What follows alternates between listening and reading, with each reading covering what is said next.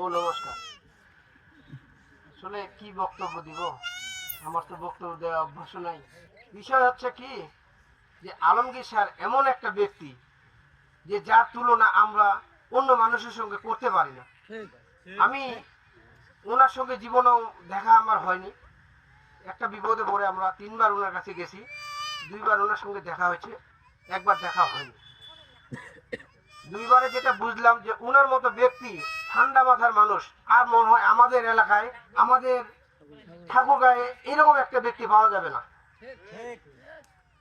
কারণ ওনার কাছে আমি পরিচয় দিয়েছি যে আমি হিন্দু। হিন্দু মানে আমরা তো আমলিক, কিন্তু উনি ওইটা কখনো মাথায় আনেনি যে আমরা আমলিকের, ও আমলিকের ছেলে, ওকে আমি কি সহযোগিতা করব। কিন্তু উনি আমাকে এমন সহযোগিতা করছে যেটা আমি সারা জীবনও বলতে পারবো না। তাই সবাইকে বলতেছি যে উনার মতো ব্যক্তি হয় না।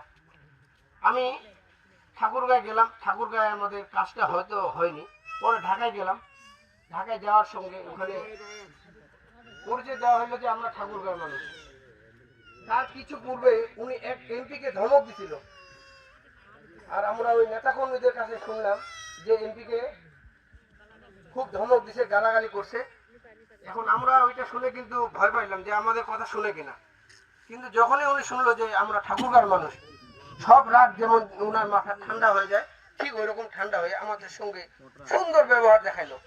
ব্যবহার দেখানোর পর আমাদেরকে সহায়তা করলো, ডাক্তারকে সঙ্গে সঙ্গে ফোন দিল। আমাদের ঘটনা তো মনে হয় সবাই জানেন। তারপরে বলি যে আমার এখন আপনার সমস্যা হয়েছিল। আমরা গেছিলাম ঢাকাতে। ঢাকাতে তো আমাদের পরিচিত কেউ নাই, তখন আমরা ওই স্যারের কাছে গেছিলাম। তখন স্যার কি করলো, ডাক্তারকে ফোন দিল।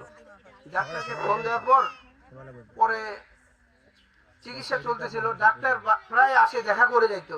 ওখানে তো আমরা কিছুই না, কিন্তু তারপরও ডাক্তার আসে, খবর নিত, দেখা করে যাইতো। যাক, আমরা অনেক ওখানে উৎসাহ পাইছি। যদিও আমাদের ভাগ্যটা ভালো ছিল না, কিন্তু উনি আমাদেরকে সহযোগিতা করছে।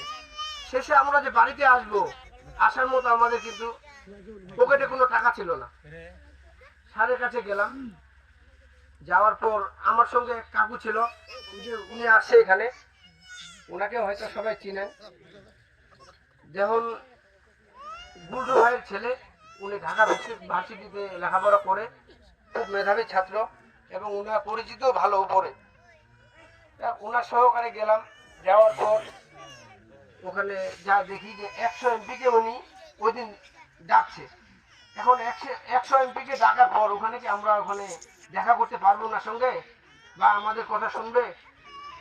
শোনার কিন্তু কথা না। তারপরও আমরা দেখা করলাম ওনার পিএসের সঙ্গে।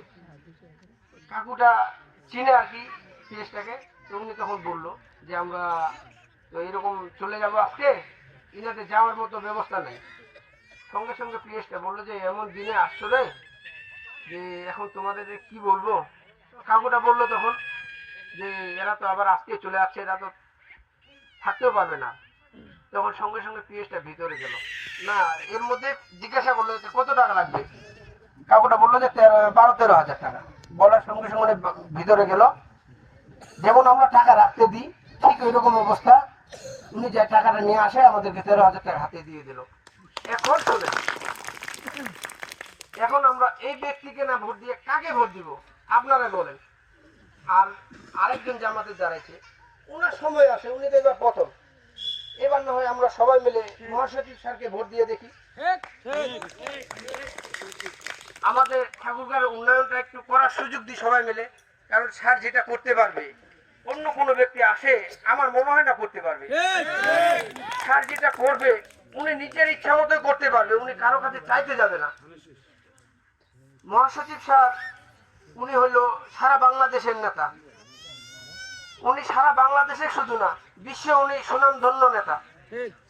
এই জন্য আমি বলতেছি, সবার কাছে আমার অনুরোধ, সবাই মিলে ধানের শীষে ভোট দিবেন, মহাসচিবকে জয়যুক্ত করবেন, এবং মহাসচিবের কাজ করার জন্য যাতে উনি শক্তি পায়, সেই শক্তিটা আমরা সবাই মিলে যাতে দিতে পারি। মার্কা আছে, করছে মার্কা, ধানের শেষ, আরো জোরে ধানের শেষ, বলতে থাকো ধানের শেষ, একই সুরে ধানের শেষ, তালে তালে ধানের শেষ, মহাসচিবের ধানের শেষ, মার্কা ধানের শেষ, আরো জোরে ধানের শেষ, ঠাকুর গায়ের ধানের শেষ, মার্কা ধানের শেষ, ঠাকুর গায়ের ধানের শেষ, মার্কা ধানের শেষ।